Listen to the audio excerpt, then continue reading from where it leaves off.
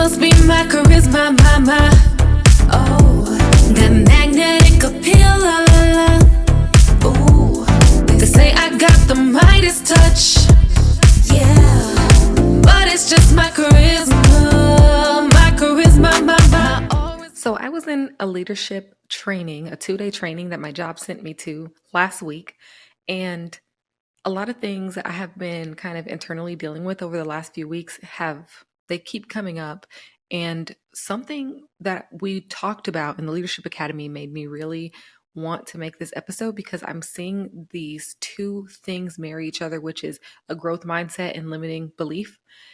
And so I was kind of already being aware of the limiting beliefs that I have being like brought to my attention. Like I have been starting to acknowledge them and trying to push past them. But when I went to this leadership training, it really put the growth mindset back in the forefront of my mind, because we talked about during the Leadership Academy, we spent a little bit of time on a fixed mindset versus a growth mindset. And I was like, yes, this is what I needed to marry the two together in the challenges that I'm having with the beliefs that I'm dealing with about myself right now. So I wanted to talk about it today with you because we all have limiting beliefs in some area or another. And it's a challenge. It's really, really hard to overcome them. I know we had talked about in the past about being comfortable with being uncomfortable. And a huge part of that, because there's such a wide range of topics in personal development, but I think that they are all like very intricately linked together. So you can find so many different things you can work on in one topic. Like, for example, being comfortable with being uncomfortable. You can find challenging your limiting beliefs, changing your habits, putting yourself out there, building your confidence, so many different things. But specifically, I want to talk about the limiting beliefs and the growth mindset and some of the things that I'm personally dealing with and how I plan to overcome some of those things. And, we can just spend a little bit of time on that. Before we get into it, I would like to kindly ask that you would subscribe to this podcast and rate the show 5 stars. I would really appreciate that. And then also I wanted to do another shameless plug, because if you have been here before, you've noticed that the intro has changed. And if you have not been here before, I just recently released my first song ever, and it's called Charisma. And I put some of the song as the intro to the podcast right now. And so my artist name is Alleecat. That's Alleecat. And the song is called Charisma. So go check that out if you're into it. And otherwise, let's get into it. Alrighty. So one of the things in the workshop that we talked about was a DISC profile. That's DISC, DISC. It's kind of like a personality test. Well, it is a personality test, similar to other personality tests. For example, Myers-Briggs. If you ever heard anyone refer to their Myers-Briggs, like I'm an ENTP. And this was my first time taking the DISC assessment, because when we switched the last person in my company that was leading leadership, she retired. And so now we have a new person who does not use Myers-Briggs. He uses DISC. And so we were there in our 2-day leadership training because we have this new person leading leadership. So everyone in the IT department, I work in IT, they are required to go through this leadership program. And it's based around servant leadership. So it's learning about servant leadership and learning about yourself and your personality type, kind of the do's and don'ts of you and the people that you work with, and learning about communication. One huge thing that we talked about that I'm going to bring here to this podcast is direct and indirect communication. So in the DISC wheel, the left side, those are indirect communicators, and the right side, those are direct communicators. And I know that's all very confusing, but my point is that I learned a lot about the DISC and how I communicate. I'm a direct communicator, by the way. I can sometimes be indirect. But I have a real issue like communicating with people that are indirect communicators. And we learned a lot about adapting to other communication styles. And so I want to bring that back here because it's not something that is limited to a work environment. It's an everyday thing. Like for me, I recognize that sometimes I have trouble communicating with my partner because he's an indirect communicator and I'm a direct communicator. And no way is right and no way is wrong. It's just kind of our personalities and how we are. So I want to talk about that because I want to share the things I learned about that, but that's for a future episode. The purpose of this one was we did an activity in that training. We did an activity and it was about the fixed versus growth mindset. And so he put a puzzle, like a logic puzzle, on to the projector that he gave us like 2 minutes, 2 or 3 minutes to try and solve it. And so if you can visualize this, there was let's see. Imagine there are three dots on the like imagine a tic-tac-toe board. It has 3 columns and 3 rows. So just imagine in each little square that would be on the tic-tac-toe board, there's a dot, but there are no squares around them. So it's just 3 rows of dots. So there's the top row with 3 dots, there's a middle row with 3 dots, and there's the bottom of 3 dots. There are no squares. I was probably explaining that terribly, but hopefully you're following me. It was just dots on the screen. 9 dots total, stacked in threes. I should have said that at first. Anyway, so the challenge was to take our pen. We also had a paper copy in front of us, to each one of us.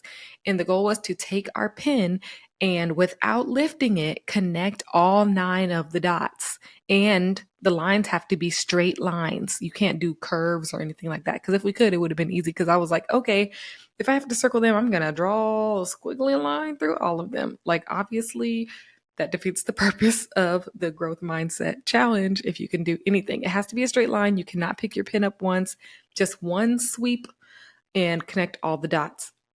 So nobody solved it in the 3 minutes. And then he shared the solution on the projector and they had to go in. Okay. So it was able to be accomplished. But what we discovered when we got the solution was that we put an imaginary box around the dots, because I know my explanation was confusing, but like I said, there were just 9 dots, 3 rows stacked. There were no squares around them, like on the tic-tac-toe board. There was no square around all 9 dots. It was just the dots in white space. And so someone in the class said, "Oh, I was trying to stay within the box." And then the instructor said, "What box?" And then we're all looking at our papers like, there is no box. It looks like a square because of how the dots are stacked, but there were no boundaries. And so that's what we mean by having a growth mindset versus a fixed mindset. And the way I was connecting it with limiting beliefs is that we have these beliefs that we think are boundaries, but we actually don't have those boundaries most of the time. Those boundaries, just like on that paper challenge, are imaginary. So the solution, which if you watch on YouTube, I'll put a picture of the solution.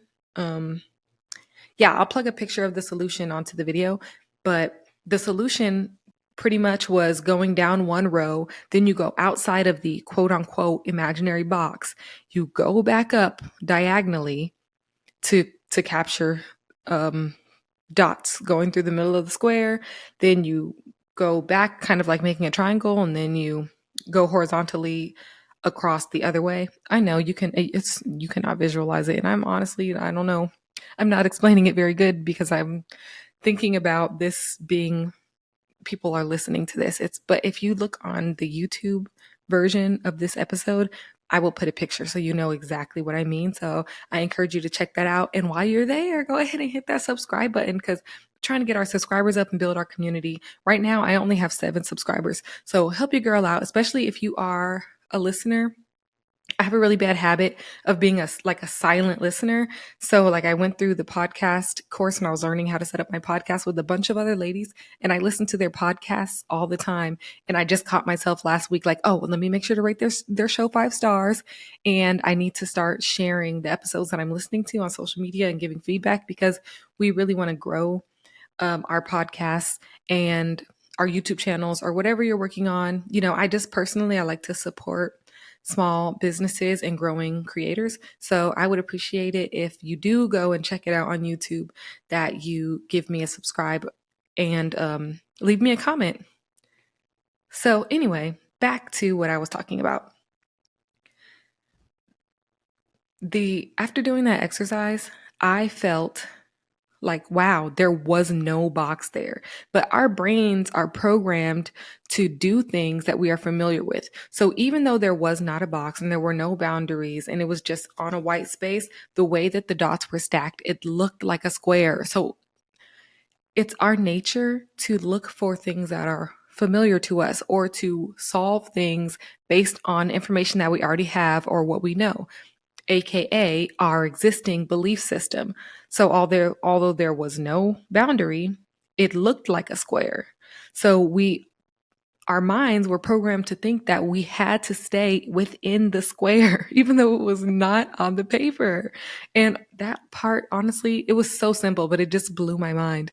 And I wanted to challenge myself to think outside of the box more. So I got a book of riddles and like brain games from Books a Million.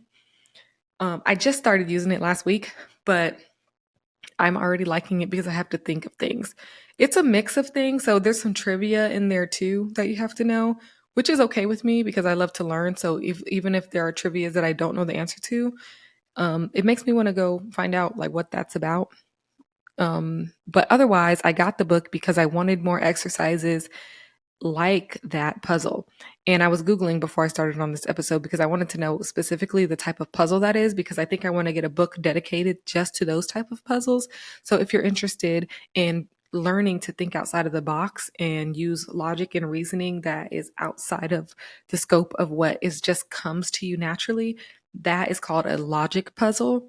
So I'm going to be trying to get a book and that has just only logic puzzles. The book I have does have logic puzzles, but it's a mix.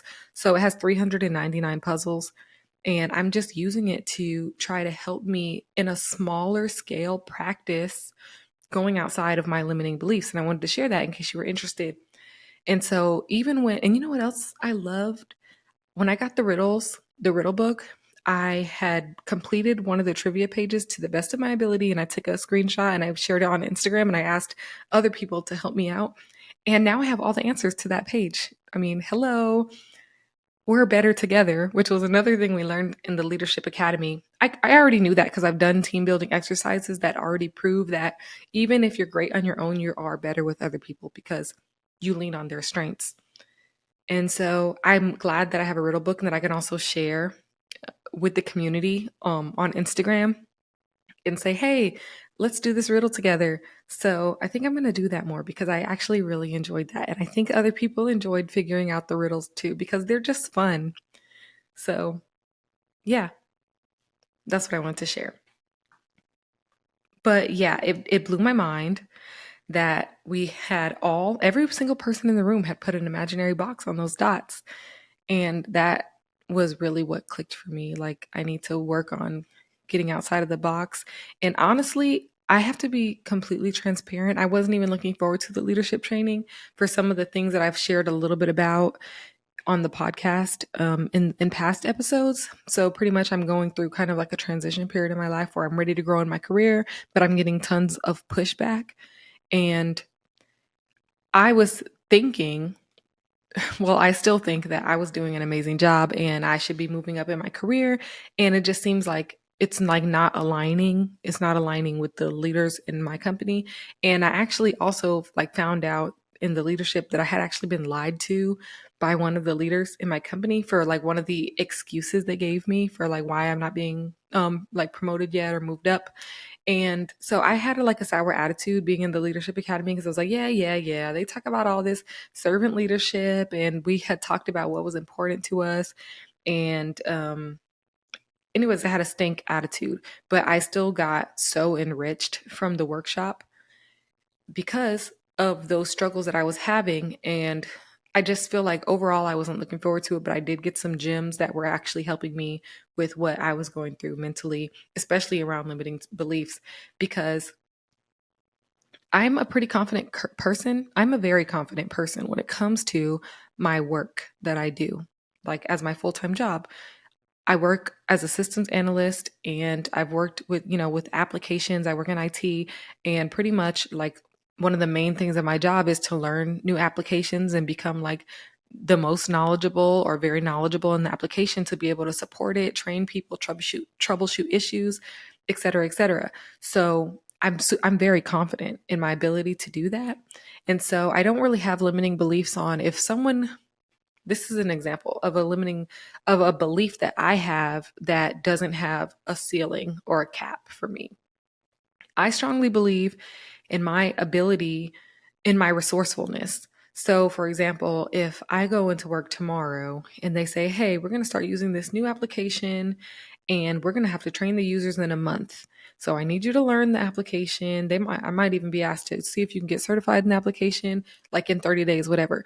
I have all the confidence in the world because I have been doing it for 11 years now, that if that happens and I have time to learn it, I have no doubt I'm going to learn the application. I'm going to be super knowledgeable and I'll be able to train the users and answer any questions they have.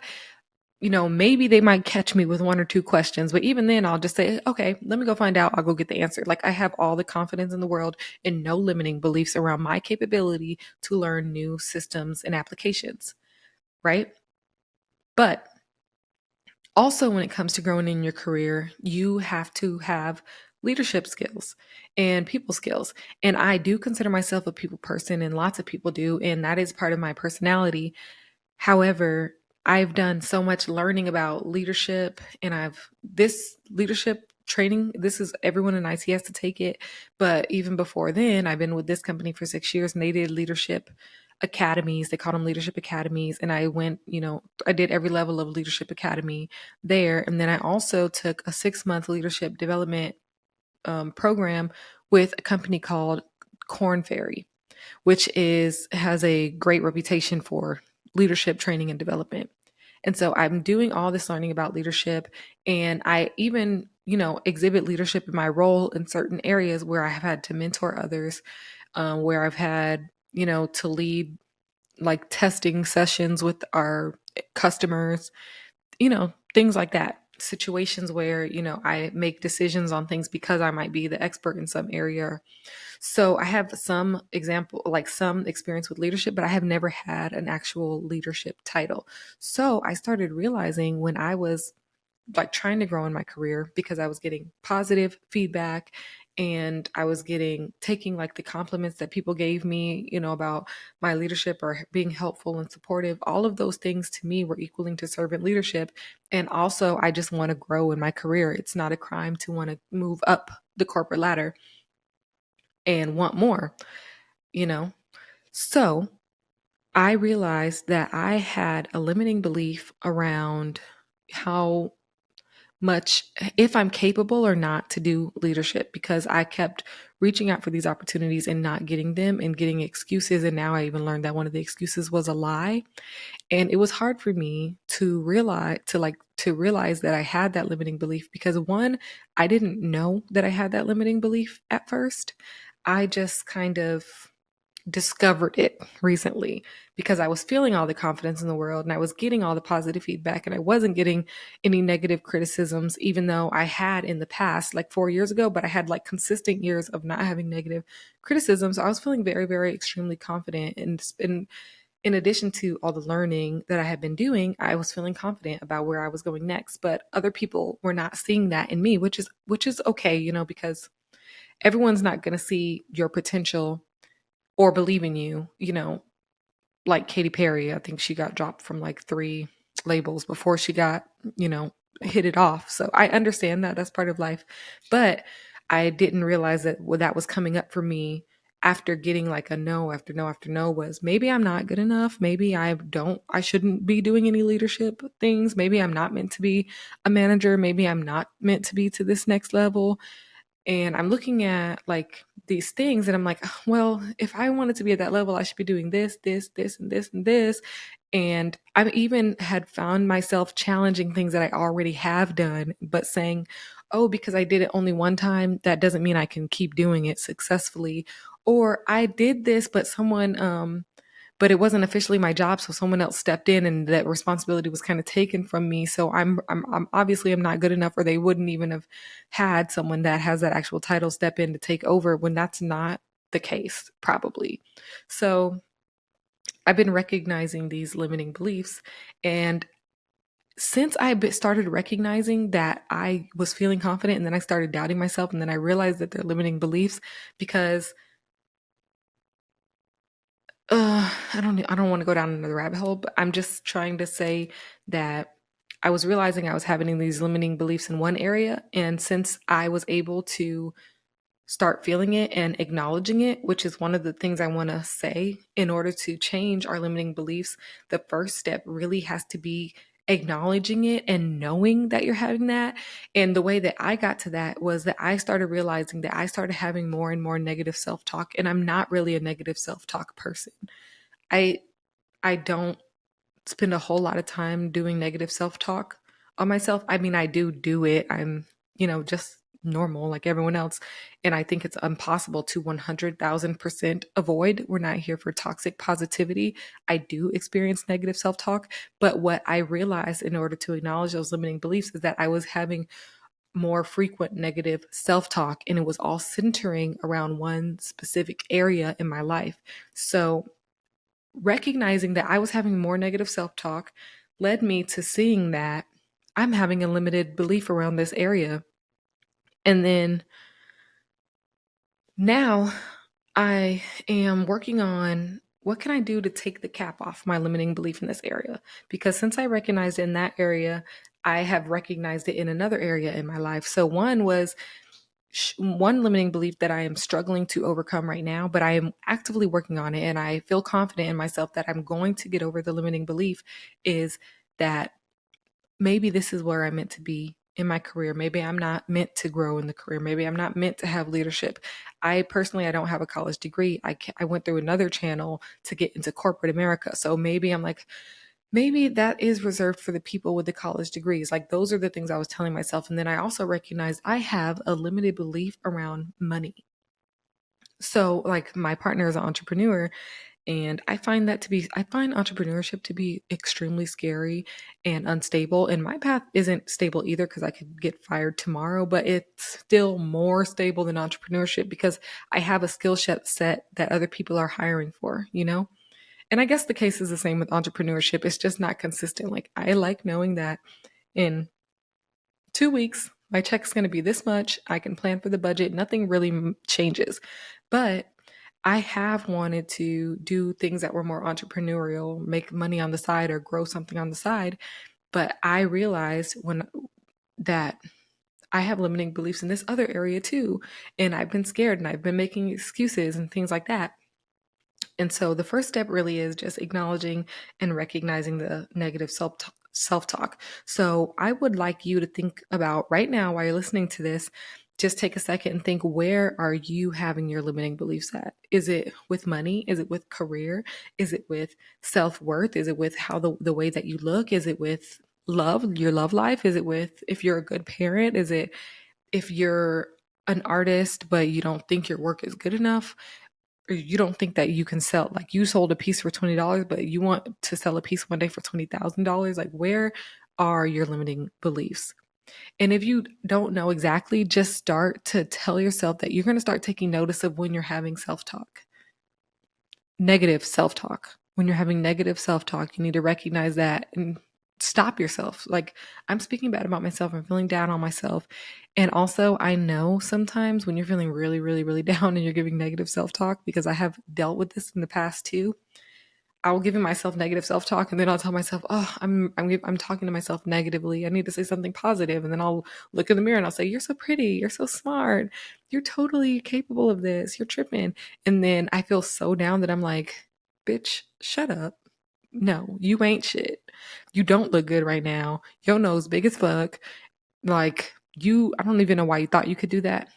I'm telling you, I'm encouraging you to, even if that happens, like you try to turn positive, but you feel so down it's going negative, that's because you have the habit of going negative.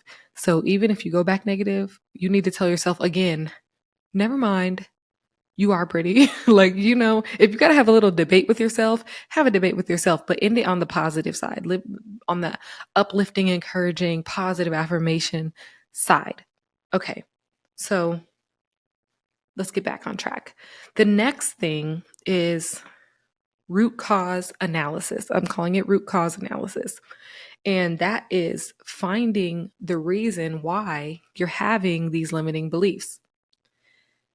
To me, I don't necessarily prioritize this one. I have to be honest with you. I know lots of other like videos and things talk about figure out why you feel this way, and I do think that is important for some people. I'm just being transparent. I don't think this part is as important. I kind of feel like it's more important for me to just challenge it and try to overcome it. But it can be helpful. So I'm sharing it, finding the root cause of why you have limiting beliefs around money. And an example of that in my life is that me just being in corporate, period, because my parents were not in corporate. They didn't finish college. And so I grew up with my mom always working in the restaurants as like a restaurant manager or a server or a bartender. And so I'm not gonna lie, like one of my, like, I guess dreams, it wasn't a dream. It wasn't a dream. It was like an aspiration, but just based on what I thought was possible, because my parents didn't go to college. We didn't get talked to about college, and we didn't get any advice about college. And they were working all the time so much that they didn't really pay attention to like our if we were doing our schoolwork or not.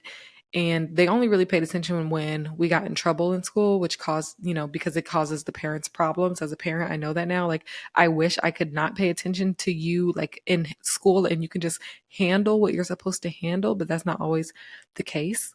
And so I was watching my parents. They didn't really educate me on a lot of things, which is because in hindsight for me, I'm assuming it's because they were doing their best to pay their bills and working nonstop and, being poor pretty much. Like, I don't even know if we were considered middle class, maybe lower middle class, maybe like right on the line between like not affording and surviving, like barely surviving. So that's understandable. But like when my mom was the manager of Longhorn Steakhouse, which is like is like my mom's home cooked meals to me. I just always think about Longhorn because I grew up on it because she worked there for most of my life growing up. And so I just remember that she was the manager and everyone loved her and looked up to her there. And, she seemed to be happy there. I don't know how much she made. And I just kind of gave myself the limiting belief. I think that's where my belief around money may have possibly started because they never talked to us about money. I just know that it was always like a struggle. I just know that sometimes we would have basic needs and they couldn't be paid for, or I would join like sports teams or dance teams and I wouldn't even be able to finish the season because like my parents couldn't pay for it. And so I think that's where I'm like, I had a negative relationship with money. And so my aspiration was to be a manager at Longhorn because she at least looked happier there. And I really just thought that I could be a manager at Longhorn one day and I could have like a comfortable life. So yeah, I had a limiting belief around money, around how far I could go in my career, and have already surpassed that, but I'm just finding myself at another cap right now, which is crazy because I lifted the threshold, but it still has higher to go. There's still more work to do. So root cause analysis could help you. So those things that you were thinking about a few minutes ago and identifying like where you have negative self-talk or acknowledging the limiting beliefs that you already know that you have, it could be helpful to figure out why you have them, because we're all just a product of our environment. So our beliefs are shaped by what we witness, what we associate with, the people that we talk to. And so the limiting beliefs could be coming from those sorts of sources. So if you can recognize them, it might be easier to counter them. All right. And now we're getting closer to actually overcoming those things, those limiting beliefs, and exercising a growth mindset. Abundance, abundance. I just want abundance for you. Abundance for you. Abundance for me. You get abundance. You get abundance. You get abundance. All right. So I would say the next thing is to challenge those limiting beliefs by finding proof in that area specifically and in other areas. So, what I mean by finding the proof, which is basically saying, "Oh, I feel like I can't earn I'm not going to be able to earn any more money. I'm not like I don't have entrepreneurial tendencies. It's harder for me to earn money." Like those are some of the things that I struggle with right now, and challenging and saying, "Actually, that's not true, because where have you made money in the past?" Even so, like years ago, I used to make jewelry and I opened an Etsy shop, and I didn't make a lot of money. I didn't make a lot of money. I made just like a few sales, maybe like no more than 10 sales, right? Because I wasn't consistent. That's another story. That's another belief for another day. But that also falls into this category. But I made sales, and I was thinking I had to have a job, a full-time job to make money, and I can't make much money. I'm not good at sales, things like that. But the proof that I found was I had an Etsy shop and I made like almost 10 sales. That means I made money. It doesn't matter how much money it was. I already proved it wrong because I thought I couldn't make money out of having a regular job, and I did that. The other thing is, I had that challenges that belief that I have around money and limiting myself is that one day my son had a bake sale at his school and they were having a contest, and I helped him like bake brownie pops. I dipped them in these whatever, the melty chocolate with colors, and we put little eyeballs on them and made little faces on the brownies, and then he was able to sell the brownies for like $2 each, and he made the most money like out of the whole class, and bam. And then I also challenge it by taking people that are close to me and saying like, they did it. I witnessed them do it and it's possible. Like my partner who's an entrepreneur, or my son who last summer he came home and he said, "Mom, I'm just going to work out and make money this summer." And then he went out and like knocked on the neighbors' doors and printed out like a little flyer of services he offered, and he made like over $200, like $250 or something like that.